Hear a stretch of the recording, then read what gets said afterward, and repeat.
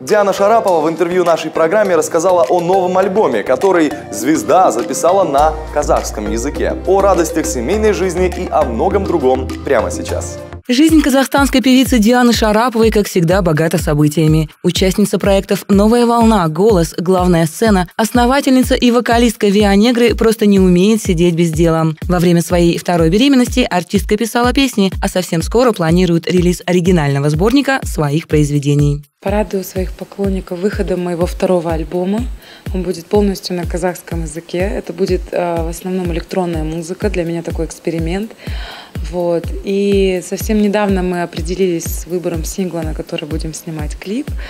Пока не хочу озвучивать название, но то есть будет такие две премьеры: выход альбома и выход клипа. После рождения первенца Диана вышла на сцену буквально через месяц, и второй ребенок не стал исключением. Артистка активно занимается бизнесом, поет и принимает участие в светской и общественной жизни страны. Также, по ее словам, появление дочери Арианы еще больше сплотило их дружную семью. Ей уже 10-й месяц. Вот. У нее есть словарный запас, и самое любимое слово – это имя братика – Алекс. Она уже кричит ему из ходунков, пытаясь его догнать.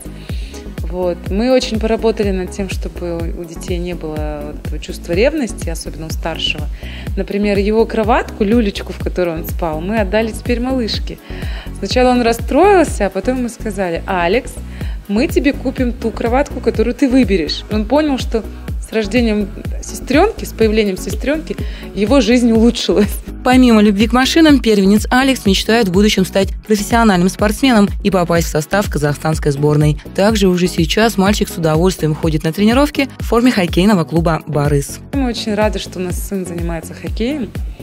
Я считаю, что это очень подходящий вид спорта для мальчика, потому что я видела, как разбалованные мальчики с плохой дисциплиной, дети, выравнивают ее. Или вот такие вот, бывают очень нежные мальчики, они становятся более такими крепкими. И я считаю, что хоккей в сочетании с музыкой – это идеальный принцип воспитания, что, в принципе, и ждет наших деток. И напоследок мы попросили нашу героиню поделиться рецептом счастливой жизни. Так вот, по словам Дианы, залог крепкой семьи и успешной карьеры – это позитивные эмоции, грамотный тайм-менеджмент и, самое главное, любовь и поддержка близких людей. Алина Ташмагамбетова, Тимирбек Нугманов, Хедлайнер.